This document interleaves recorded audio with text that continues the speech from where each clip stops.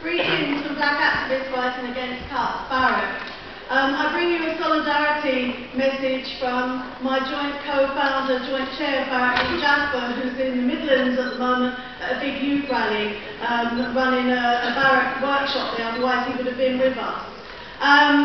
BARAC was set up in July last year because Lee and I recognised that the cuts were going to hit black communities and black workers hard, and there was a need to mobilise trade unionists, workers, service unions, communities, and bring everybody together to fight these cuts. The condemned cuts are racist. They're racist in the same way that they impact on other equality groups, because every area of the cuts are going to hit black people disproportionately.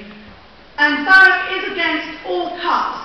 We stand against all cuts. But because the cuts are going to hit black people in this way, there needs to be a campaign specifically around the racism of cuts.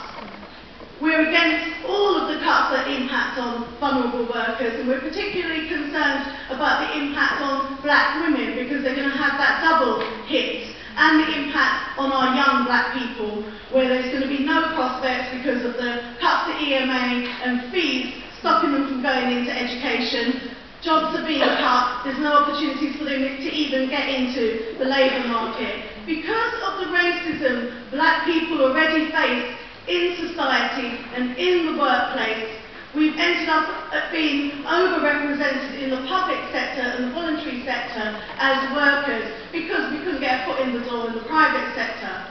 The cuts are going to hit not just public sector workers, but they're also going to hit the voluntary sector, because the funding comes from central and local government to the voluntary organisations. And a lot of those voluntary organisations provide specialist services that are particularly for black communities.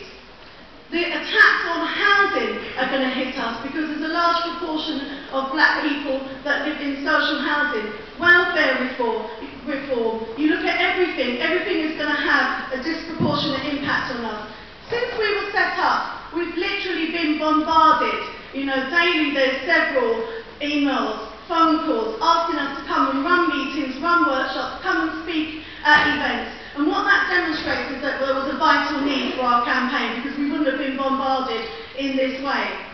And what we're looking to do is, because the cuts are racist, there has to be a legal arm to our campaign, because we fought, black people have a track record of fighting racism, a history of fighting oppression. We fought for the race legislation that is here today, race legislation that is being disregarded by this condemned coalition. And so we need to use that legislation to fight the cuts. That's just one arm. We need to take direct action as well. And what we're asking of all of you is that you set up local BARAC meetings, that you involve black communities in the campaigning you're doing.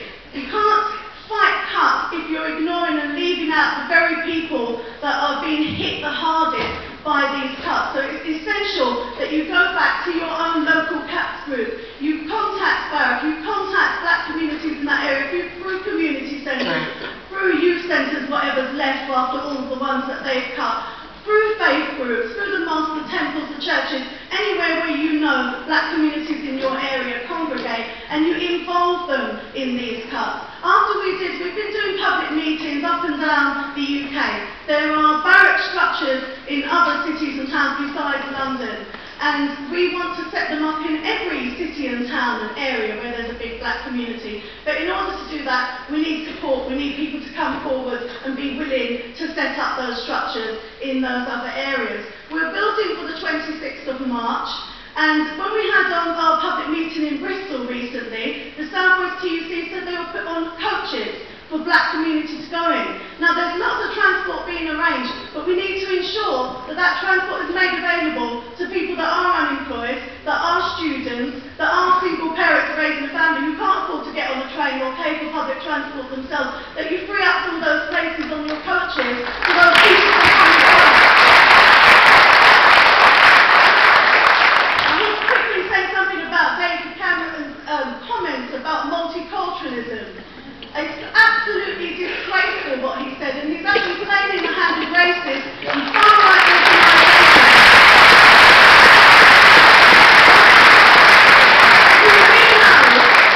The far-right are going to start blaming black people, migrant workers, when the cuts start to hit, when their jobs go. Who are they going to turn to and blame? They're going to blame black people for the fact that the job's not there, and blame us for that. And we need to fight. Part of our campaign strategy has to be combating the far right. We know we do that already, but it needs to be part of the anti-cuts campaign as well, responding to that.